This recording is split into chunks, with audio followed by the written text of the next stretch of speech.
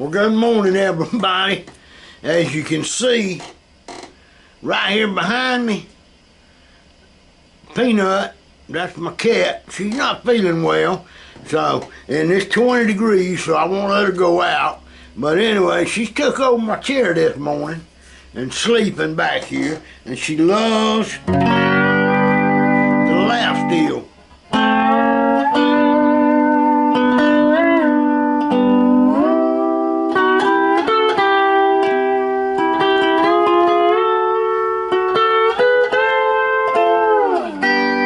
Anyway, I'm in a new chair. That's my office chair, which I'm gonna zoom you back down, but whew, it's a squeaky old chair. Here, it bounces around, makes a lot of noise, so y'all bear with me this morning. I'm letting the cat have the run. I'm trying to adjust my camera now.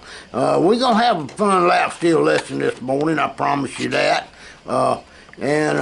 Anyway, I hope everybody's been practicing, and it's funny how a lot of people out there buy a guitar or a lap steel, and my granddaughter was a good example. I bought her one for Christmas, a guitar, and I actually showed her some chords, and one day she put it in the closet at my house. Didn't even take it home to practice. I kept telling her to take the thing home. In fact, it's still in the closet. Never did come back and take a lesson, just went away and completely lost interest in it. Now, if you lose an interest in something, that probably means it ain't for you to start with, you know? But if you really want it, and you want it bad, you're going to stay with it. Because I did, when I had my first guitar, there wasn't no YouTube or nothing like that to get a lesson like I'm doing. I'm giving y'all free lessons every Sunday and every Wednesday. It don't cost you a dime to come by here, watch it, put your lap steel in your lap, get your bar, and play along with me. So anyway, I'm tuned up in an open E. And what we're doing this morning is we're talking about more of you practicing, and for a beginner, most importantest thing is start learning control. And by control, I mean just simple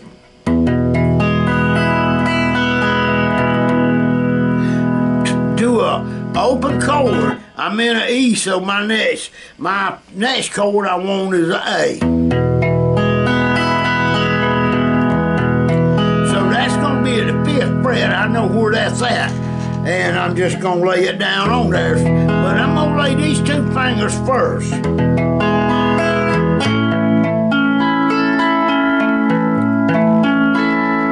Now I'm gonna go back to the E, but I'm gonna slide out.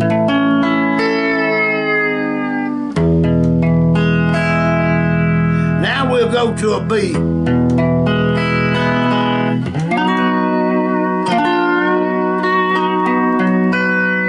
We'll slide down to the, from the B back to the A, but we're gonna lift the bar.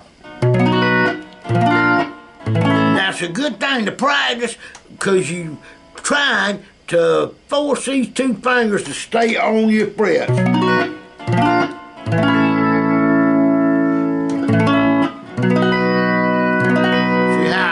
Up.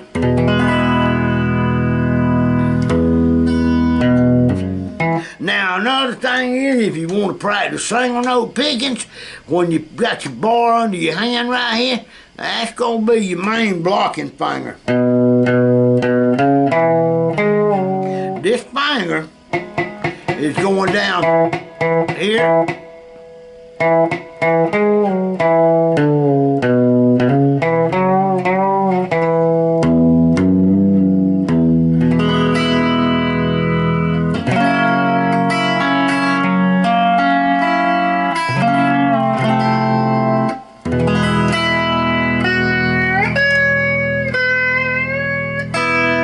Okay, so practice, please, every day.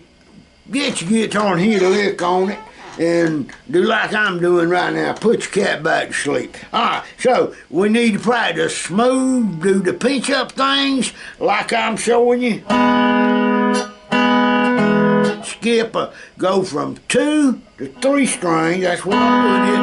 1, 2, 3. So I'm hitting 2 and 3, and then I'm going to 3 and 4, like this. That's a very powerful thing. Listen to this.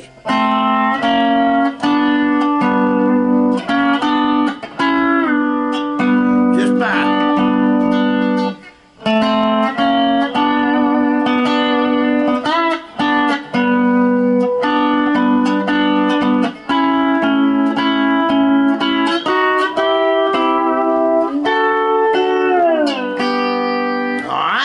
So play that and practice it. Then just pick.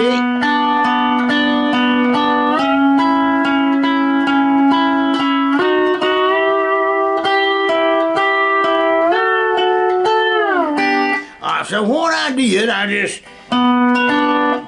plucking strings, 3, 2, 3, 2. Then I went to an A at the 5th fret, 3, 2.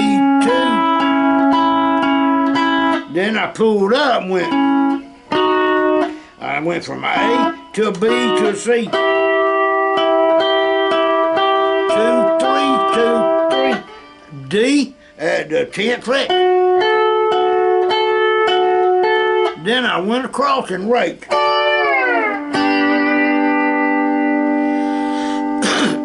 Simple to try, and make sure you got your bar straight over your fret like this, not like that or like that. That don't work, because listen, anywhere you move that bar you get an intonation change. I'm going to do it in an A.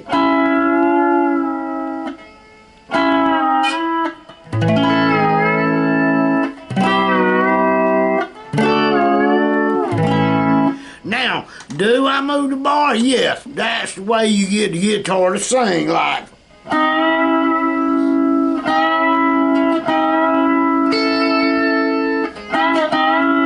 And one of my favorite and couple of probably 7 or 8 songs we use on kickoff. See how I'm skipping back 1 fret? Then I go.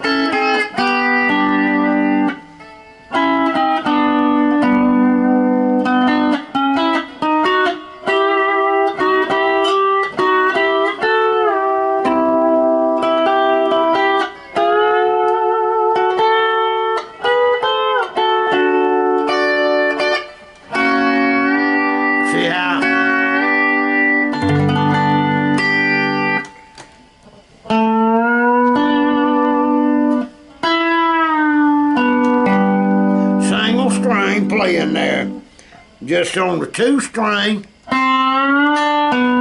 skip over to the 3rd string, then it's 2 string to the 3rd string on a down slide,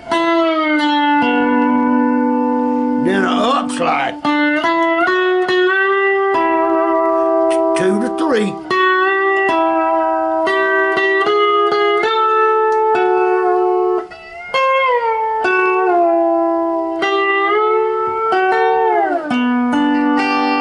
I'll use that.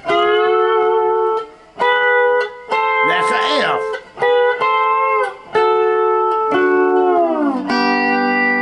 And that's in one of the songs. Well, ain't one of them, 2 or 3 of them we do. Notes will show up in every song. That's a fact. Chords, you can take a lot of songs only uses 2 chords out there. Some of the Beatles songs use 2 chords. Some of them use 3. Some of different people's songs, like some of David Gilmour, uses several chords. You know, it just depends on the song and how complicated you want to make it. Anyway, when you're a beginner, you want to practice simple.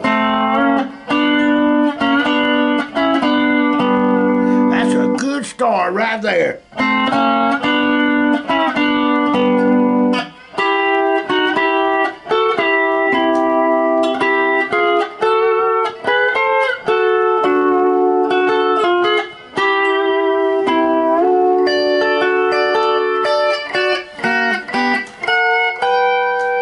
you could have went up here to the 15th fret. There's another G.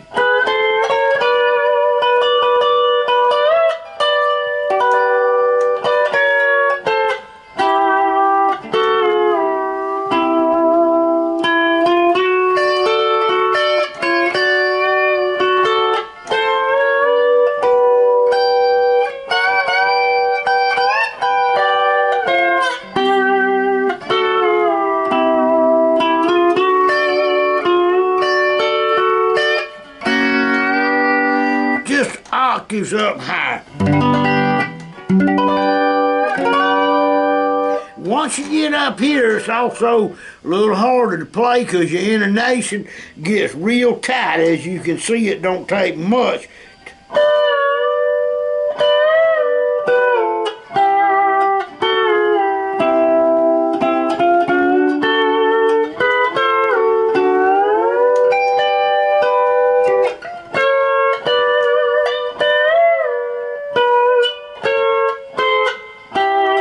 See how I went?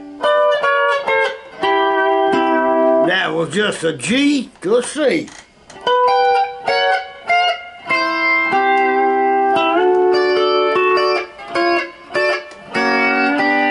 And go back to the G up there.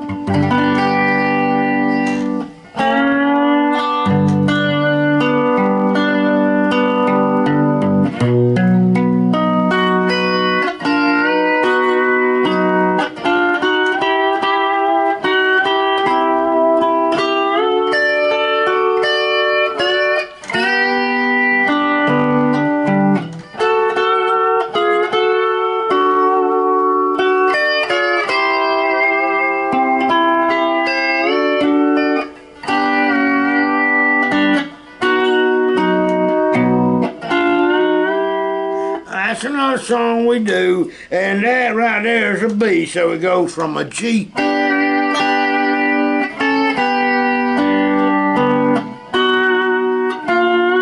See how I'm sliding back? Then I go to a C, that's B to C. It's a half step, but I'm going over here to the B flat to give it a whole step. Then to a D. Then back.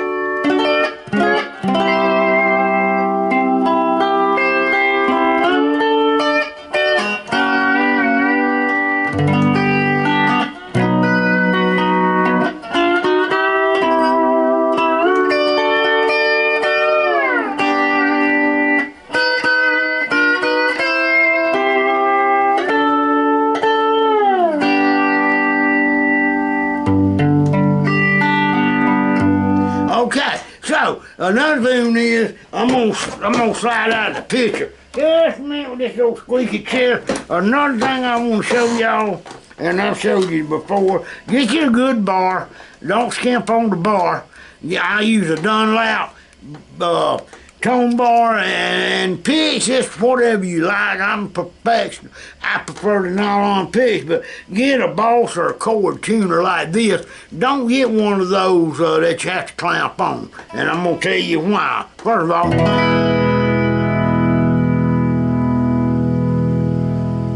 E. See that perfect tuning?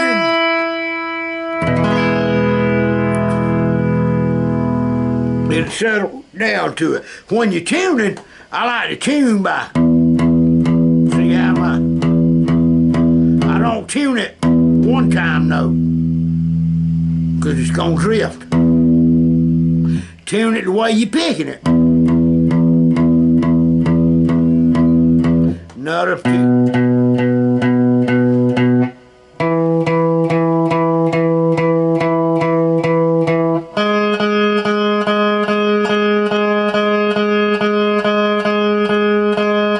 That's a little flat. I meant short.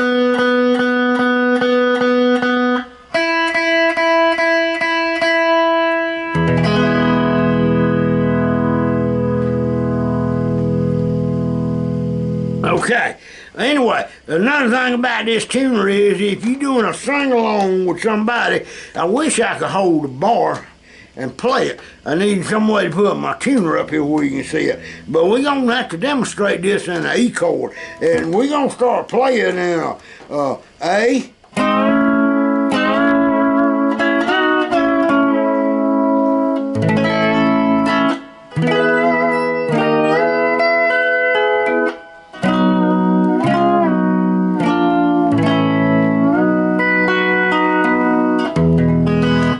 So what I'm trying to say is, get your record out or something you want to play along with, and get your tuner out and turn it on. So you went to an E. You can watch that thing move around when it goes from, let's say it's going from a D to either a G or A, and then back to a D, a G, an A, or something like that. Well, you know automatically they're playing in the key of D, G, or, well, it wouldn't be, it would be D, unless they're using an off chord or something. But you can find the tuning of other people's songs with that tuner. I've done it many times, especially on YouTube, because people on YouTube, sometimes they tune in flat and sharp to start with. That's another thing. That little thing I just showed you's got a calibrate button on it. When you come up to a guitar player or a piano, especially, we run into this all the time playing in Old Baptist Church here in the South. Humidity and dry weather one day and soaking wet the next, and 20 degrees from 100 degrees. The pianos are never, ever, I promise you, never. There's never been a church I walked into and hit the piano and it was dead on 440 tuning. Never. So we would hit couple of the major strings, or either I'd get my wife to play a C chord on the piano, or a E chord or something. Usually we done it with C, 440, or an A. That would have been a good one, A, and then we would hit the calibrate button on that tuner right there, and that needle would calibrate that to the A. But it would be either a step flat or a step flat. Now, sure, but now most of them old pianos, they would go flat. I can tell you that. That's why you see professional quartets nowadays, which there's not many left, but they take their own keyboard into the church to play, because, number one thing, they know that old piano's going to be out of tune, and they know that keyboard, no matter where they take it, how humidity or how hot or how dry it is, it's going to stay in tune. And of course, most keyboards has got a little bitty knob or a hole in them. You can insert a screwdriver and fine tune them. Mine does.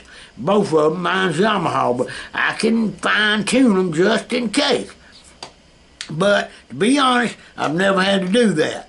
So there you go. And I've had one 20-something years, and it's never went out of what I call 440 standard tuning. Well, maybe I've talked too much this morning, maybe not.